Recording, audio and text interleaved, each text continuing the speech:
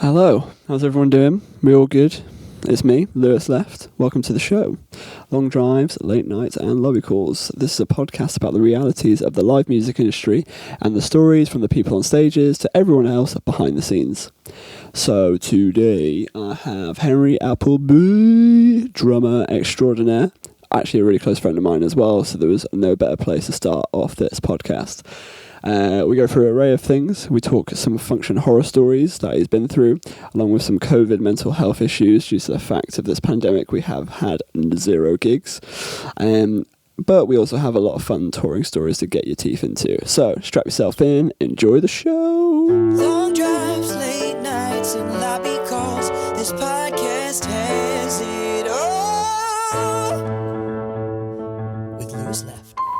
For that, I haven't done as much as it, but I do prefer live. I prefer being prepared. I guess it's just the kind of person I am, and I just like knowing what's going on ahead of time, Lovely. so I can prepare the best I can. I think I wouldn't want to. I don't know. I've never really done studio stuff. I've always done live, but it's also because I've been winging it 24/7. So who knows, mate? Let's get into the function thing, because I remember when I first started touring and asking the musicians who I was working with, how do you earn money when you're not touring? Then everyone was like, yeah, you just do functions. Explain functions a little bit and some of the hilarity that goes on behind it. Well, because one thing that comes to struck to me was that the fact that you can literally get a group chat together of like, oh, I know he plays bass, she sings, he plays drum and she plays guitar. Put them in a group chat. Here's the set list. Off you pop. Yeah.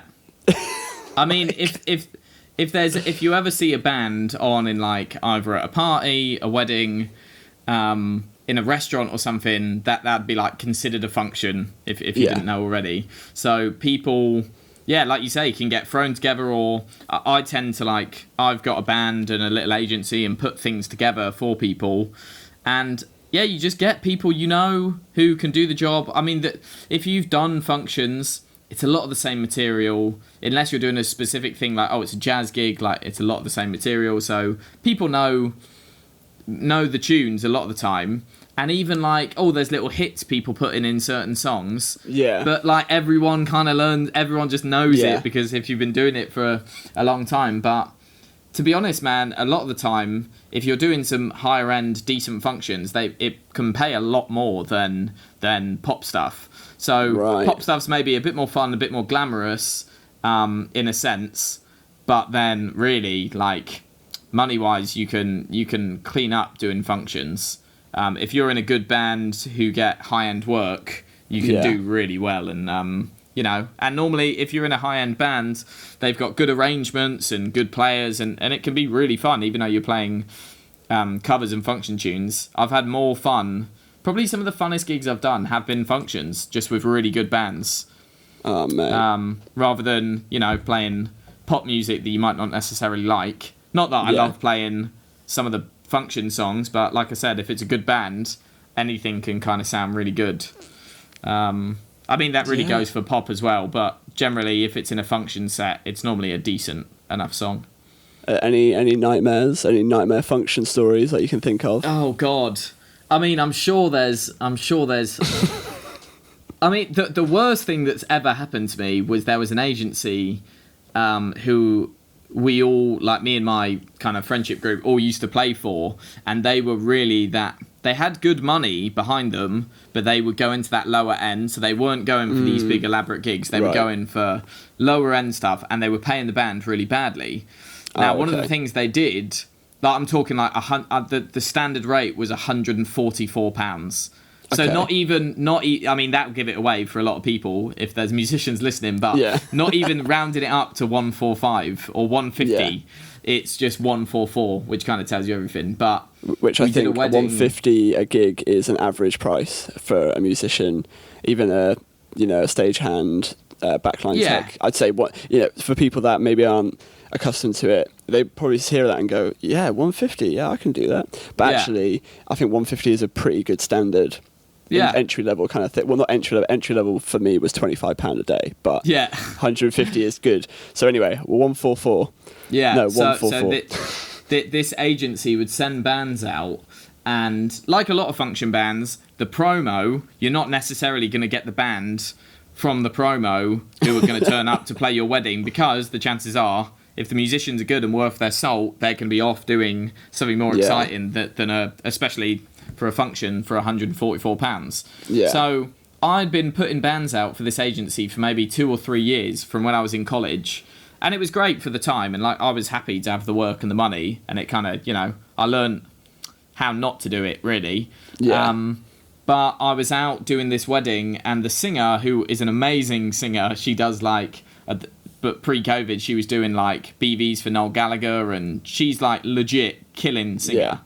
But she had told me, I've got this session, I'm not going to make sound check.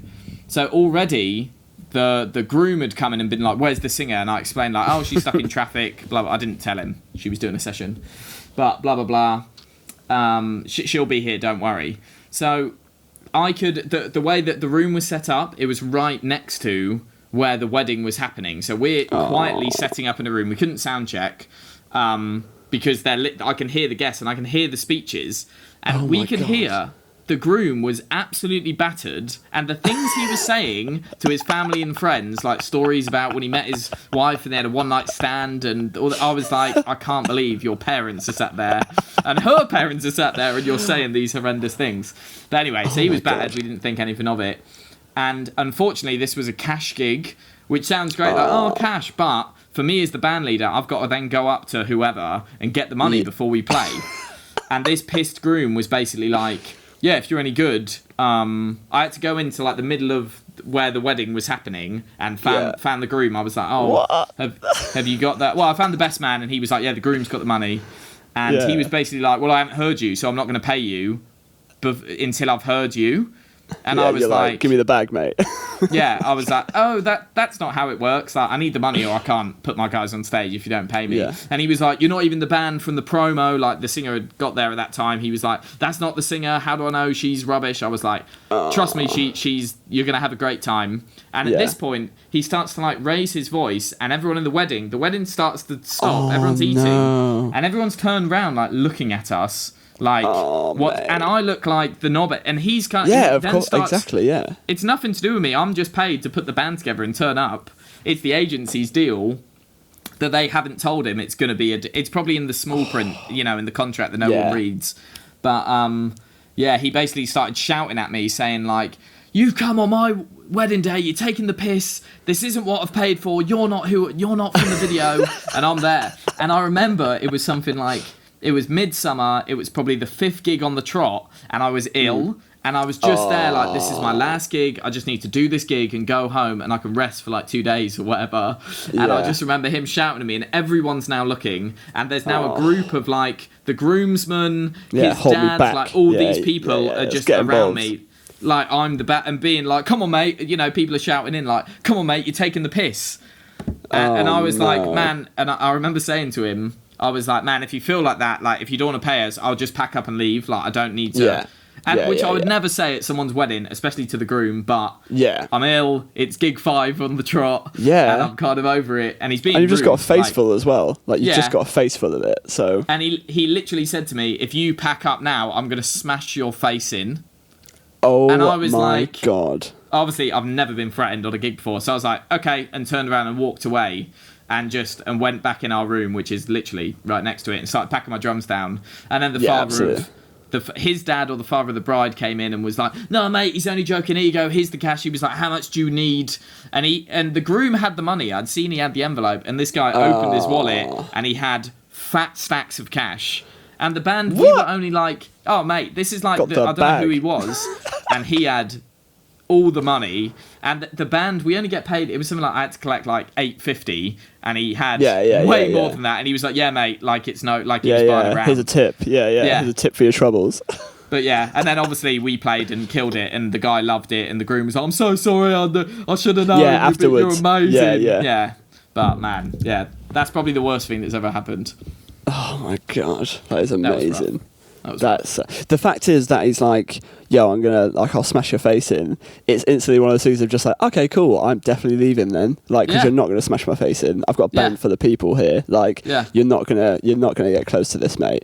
I think that's always quite weird when like it turns aggressive at a gig because it's super rare that happens. Oh yeah, But never, that's the only time it's happened to me. Yeah, in 10 it's years super of this. super rare because people are obviously very high tension, stress, shouting, rah rah. But it's very very rare that people will get violent. But I think that's mental. Yeah. Mate, so what's had a little think, but what's your latest night and earliest lobby call?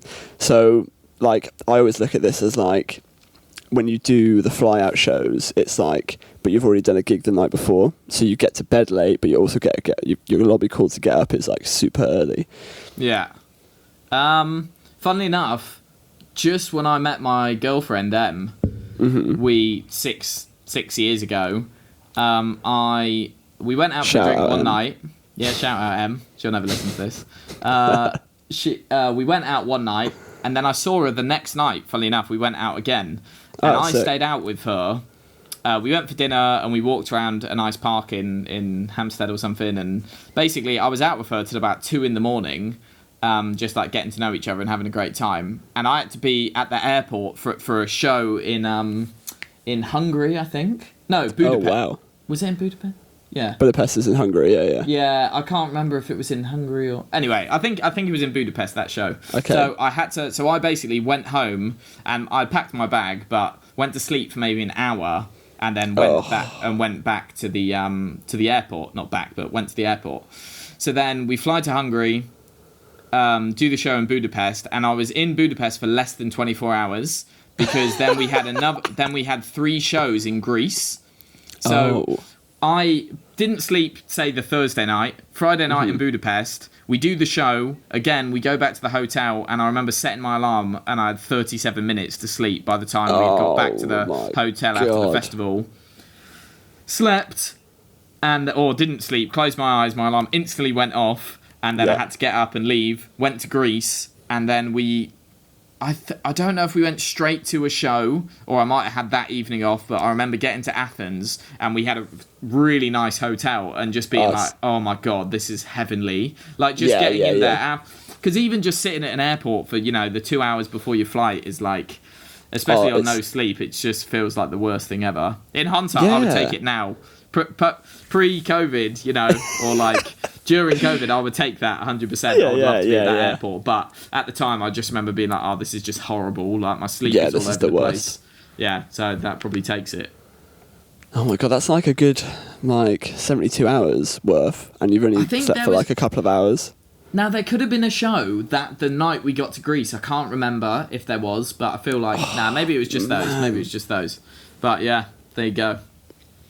Oh mate, yeah, well, what's one.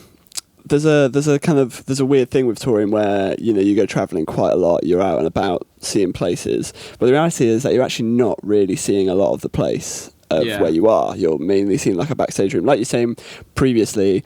If you're drumming and it's a bigger gig, you are literally just playing, so you do have that time to go wander, but a lot of the time you're sleeping. You are literally just sleeping, like resting up all the time. Is there a place where you've been and you'd want to go and visit again because you haven't seen it, or it is a place that you could recommend, but that it's a place that you found through touring, basically, like an adventure location? I did a gig in India, a function, a very high-end Indian wedding, where I don't know if this is tradition or this is like what they do, shows how cultured I am, but it was the 10th day of celebrations of their wedding. So they had been celebrating this wedding for 10 days. And the band I was with was like a really good function band. And it was like a 15-piece band. There was like, I was on drums, my best mate was on percussion. There's horns, there's 6 or 7 singers. I think 7 singers. It's all choreographed. It was like a big deal. And it was on a fort on top of a mountain in India. Oh my God. A place called Jodhpur. And the fort is actually, it's like unbelievable. The fort was amazing. It's like a big tourist attraction in the town. Yeah. But it's actually in the third Christopher Nolan Batman movie, Batman... when he's... Rising? Is it Rising? Dark Knight Rises, Dark Knight Rising, yeah. When he breaks his back... Yeah, and he gets chucked he's in in the a hole. prison. Yeah, Yeah. Right. So that's where it was filmed. No at this temple. way. Yeah, this fort. Sorry, it begins with M. The fort. I can't remember off the top of my head what it's called, but it's in Jodhpur, and yeah, that was pretty epic. Like we went there for sound check in the day, and I was like, this is amazing. And then when we got there at night, like on the way the hill up to the drive, there's like 100 men holding torches. There was when we got to the like on the road on either side, 100 blokes holding torches. Then you get to the top, there was 3 elephants just there to greet you, just chilling. And then you walked through like a tunnel of camels. There was like all these camels, and then when you got into the fort, there was like snake charmers, these crazy like drummers. Like it was like another level. Yeah, mate, that was ridiculous. Crazy. Yeah, I would love to answer quickly. I'd love to spend more time in India. I really liked India, and the food was unbelievable. Did you get any Delhi belly stuff? I don't know if that's an 80s myth or not, but no. It's very real. Like one of I think the sax player, as all horn players are, loves to drink, and he was drinking like we were all at the bar after the gig, like getting smashed, but we were all like no ice. Because that's obviously the ice is water, you can't drink the water. And he basically was like, "No, fuck it, it doesn't matter." Like Scottish. Terrible. You wouldn't know he's Scottish from that impression, but he and he told me he was fine. Like the next day when we flew, obviously travelling for a few days, and he said he was absolutely fine until he got home. And when he put his key in the door, he was like, "Oh, my stomach," and then went in and had the deliest of bellies. For a few days, He put the D in Delhi, He did, he really did, yeah. Downtown pushdown, mate. I think I've got one little last thing that I want to ask you. All right, and I think it's a weird one because I know how much of a flipping foodie you are. So, what's your road food? So, what's like your go-to when you're on the road? Now, obviously, when you're in Europe and you're out and about, it's a bit more difficult. But you can include that if you want. But when it comes to being on the road, you haven't really got much time to sit and whatever. Or maybe you have. What's your go-to? I mean, I am a foodie, but I'm a piece of shit, as in pizza is my favourite food in the world. Yeah. And a lot of the time... And like, ketchup. Whether Henry it's has from, an like, obsession with ketchup. Oh, yeah. Well, yeah. Although not really with pizza, weirdly. But I love ketchup. Blood type Heinz. And I would probably have a pizza, even though it's dirty, and I try and be as healthy as I can on the road because it really bogs you down after a few days if you're just eating from a service station. You can get a good pizza from like a shitty kebab house or like a really high-end like restaurant in Italy or whatever, or not even high-end. There's a place in Florence that I've been to 2 or 3 times when I've been in Florence, and it's like the best pizza I've ever had. It's just so simple, but so good. What makes it simple? Is it just a cheese and basil margarita thing, or cheese and basil with buffalo mozzarella and truffle oil? And I would never be like, "Oh yeah, I'll put some truffle oil on." But something about that pizza, I don't even know what the restaurant's called, but it's in a beautiful little like court area. And it's probably not like a fancy restaurant, but that pizza... I literally, last time I was in Florence, I walked for like 45 minutes from our hotel just to go to that pizzeria, because the first time I went there, it like blew my mind how good the pizza was. But yeah. That's amazing. Probably pizza. But there's nothing... What about like... I want to know like service station. Like the service stations in the UK are like... They're not great, let's be honest. But there are some stonkers in there. When you... So like... I mean, when we did that, me and Henry did an infamous tour, 2016, 17 maybe, February 2017 maybe, where we first basically really got to know each other. I met Henry on a gig before, and then he got me in on this little like 2-week, maybe 3-week run in the UK, starting at the Isle of Man, which was hilarious. Yeah, Isle of Man is a very different place to the UK. Yeah, and that's where we basically started with being like, we're always going to start a tour with Nando's at Beaconsfield Services. Yeah. But see, now I'm vegetarian. I stopped eating meat about a year ago. Nando's ain't that great anymore. Mate, me and Anna went, and like their menu is super reduced for vegetarian stuff. So I was like, nah, I don't know about that anymore. What do you mean, at the moment or in general? No, at Nando's at the moment, yeah. Oh, okay. What is it, like a COVID menu? Is that what you mean? Yeah, it's like they've only got like the bean burger as a vegetarian beanie, option. yeah. That's it. There's no kind of like halloumi, portobello, mushroom thing going on, or nothing. Oh, you need the halloumi. That's what keeps me Mate, going. you do need the halloumi. Honestly, cheese is the only thing stopping me from being vegan. Really? Like, I don't drink milk.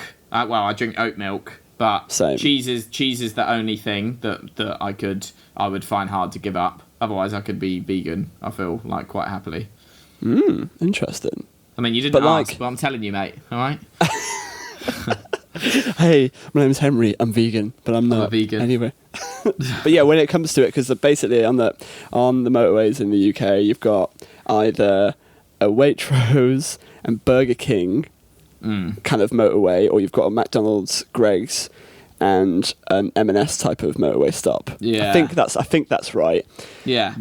What's your like? Because I'm not gonna lie, when I'm driving and I see one or the other, I'll wait for the other one. I'll be like, Yeah, you know what? I don't yeah. fancy that right now. I'm gonna wait for the other one. But Yeah. say we're doing a drive. What's the one that you're like, Lou? We got to stop there because this is where. There's like after my birthday when we were hanging, there's a one on the way back from Mate. Liverpool with the Leon. Yeah. And What's it if called? there's a Leon, I'll take mate. a Leon over anything. Like Leon's Literally. banging. But if there's Waitrose or M&S, either of those, because I know they're more pricey. If there's PDs though, you're laughing. But I'll take anything because you can get a healthier option, and I can't. Yeah. There's nothing at Burger King or McDonald's that I really want to eat now. Nah, at the moment. no. We're not 16 anymore. We can't. My belly moves differently now. I can't. Yeah. I I mean, can't really do that. veggie wise though, because Yes, the that's veggie what I mean, but options- same, Oh, okay, like- yeah. And like Burger King, it's like £10. And you're like, wow. Yeah. Pardon me. I feel might as well empty. just. That's like literally. So PDs is like per diems, and normally when you're touring, and this is an average kind of thing. I think on functions you're very rare to get them, but you'll get money to spend per day for lunches and dinners and stuff. Ironically, they're very, very optimistic. Like £15 to spend for eating 3 times a day is pretty impossible. But if you've got good catering on your gig, you might be all right. Sometimes, if you're lucky enough, you've got full catering and PDs. You can just save your PDs. Oh yeah. And go and buy some stuff while you're out. But mate, that time me and Henry drove back from Liverpool, I feel like we need to get deeper into it a little bit, maybe for another episode. But we were driving back, and as I'm in the car park. Before we started to drive back, and Henry gets in the van, and it's the rest of the band are in the van. There's only a couple of us. It's like 4 or 5 of us or something. And and Henry's like, mate, I'm bad. Like, I'm very hungover. And I was like, no, I'm fine. And the whole time, not gonna lie, I was like poker facing it because I had to drive, and I wasn't well, and it was borderline illegal, and but I think. It's probably better than other people because I was smashing water and I was sober, but I just didn't feel well at all. And as the drive went on, I got progressively worse, and Henry got progressively better. And when we stopped at that Leon, I just laid down on this diner area in front of like 50 people or something, and I'm there with my arm over my eyes. And that was during the time we had a manager who. Well, the band's manager was a slightly pressure guy to image. And I remember Henry putting something online being like, here's the TM. And I just thought, oh, no, this is it. I'm sacked. Oh, dear. Good times. Good times. But yeah. All right, well, before we leave, because I think this has somehow gone over the Zoom limit, but I feel like we're in. I feel like Zoom now are going, oh, right, you've gone over the limit. Here's £120 debited from your account or something. It's going to be like something weird like that. But when you think of like a recent touring story, maybe something that kind of like is a nice distant memory because of obviously COVID being an absolute fuckery with live events. It could be funny, sad, it could be a bit of drama, or it could just be something that's a little bit heartwarming touring story that you can remember. Or that you can tell, sorry, not remember, because obviously you remember it. The last I filled in on the first week of a tour, super last minute, about this time last year actually, and I was away with my family and got this call like, right, this tour, I need someone to cover it. It starts Wednesday, and this is on like the Saturday or the Friday even, and I've just got to Centre Parks with my family to celebrate my mum's 70th birthday, and my family never get together, so we're all together, and he's like, yeah, I need you in London on Sunday to do, and I'm like, my family we haven't been on a holiday together in literally 15 years, and we're here, and I'm like, it's my mum's 70th, and I'm like, I can't, and I slept on it, but I was like, I can't do it. Anyway, in the end, I ended up doing the tour I didn't do the rehearsal, and I just went off and did the tour, and just the first night was the Wednesday, and I just went straight in. Wow. It was also like an orchestra gig, which I've never done, really, and it was all reading, which isn't really my forte, but anyway, it was fine. It was easy for a reading gig. It could have been a lot worse. But I went on, did the week of the show, and it was great. I had a really good time. It was really cool, and it was we were on a tour bus. Mate. So sleeping on a tour bus, which has its pros and cons, but we were on a tour bus, and I left the tour on like the weekend, got back to London, and there was a gap, and then the original drummer joined, and he sent me a message on like the second day of him being back, like, mate, the driver hates me, and I was like, what do you mean? And he was like, you should have just stayed on, this driver hates me. And I was like, what do you mean? And he sends me these pictures, and he basically, on his little window that had been my bunk, and I had a decent bunk, there was a little window, and he had his phone on the windowsill, and his phone fell down like into the bus, like in between the window and like the side of the bus, but on the inside. And basically, while they're driving to God knows where, he gets a screwdriver and just starts taking the bus apart because his phone's in there. So like day 2 of him being on the bus, he lost his phone down the side and had to like dismantle it. And they stopped at a service station, and the driver apparently came upstairs to do something, and he was like, what the fuck, like, what have you done to who my are bus? you and what are you doing to this bus? So that really, like, for me, like, the tour, it went really well. I had a great time, and it was super last minute. It was something I was quite anxious about, to be honest, but it went really well. And then when I found rehearsal, out that no happened, nothing, you've just gone in and gone, smash, let's go. Like, that's mad, by the way. Like, I would be terrified doing a gig with no rehearsals. I have done that before, obviously.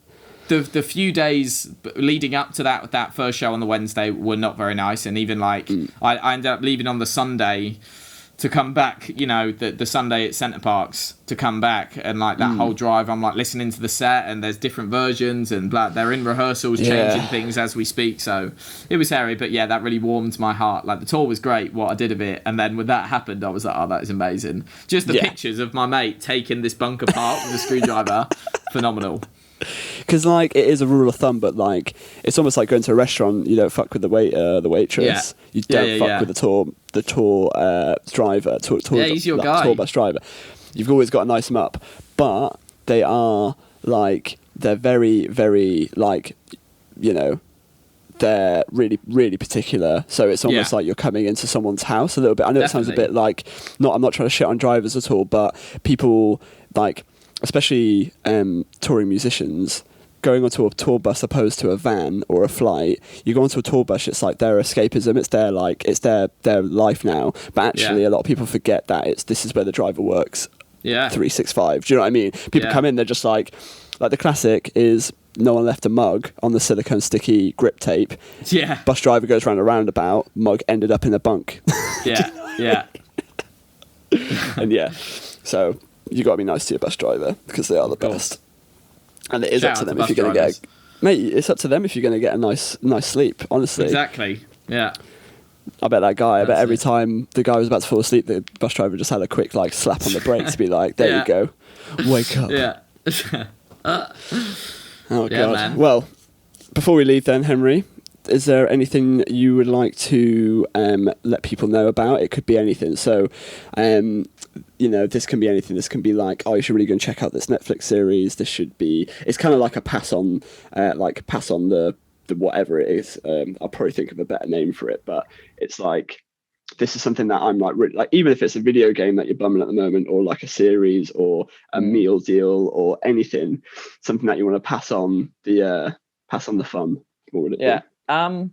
Maybe not that fun, but in this lockdown, I've never really had any mental health issues, and not saying that I do have mental health issues, but I've struggled. There's been days where I've quite struggled during COVID, and which is quite really uncharacteristic of me, but I have struggled. And what's really helped me is getting up in the morning, having a routine. Is I'm learning is becoming super important to me. At the start of lockdown, I'd been really good going to the gym before COVID hit. Like the first time in my life, I was really enjoying being at the gym and having a good time. And that obviously went away, and I didn't work out, and we just ate loads of shit to comfort us. We didn't know how long it was going to be or whatever. But what's really helped me out is having a routine, eating good food, working out, and practicing, and then enjoying my leisure time. So at the start of COVID, I mean, I've been pretty good practicing all the way through, but I would just do my practice. Then I'm kind of like, oh, my day's done. I can just sit and play Warzone for the rest of the day. Yeah. You've done your work. And then, but even little things like we got a dog during, which has been a blessing for me. Like, she's amazing. And just like getting up in the morning, I walk the dog, I come in, have breakfast, go and drum for 2 hours, come inside, work out, and then you kind of feel like you've achieved something. So I think it's important.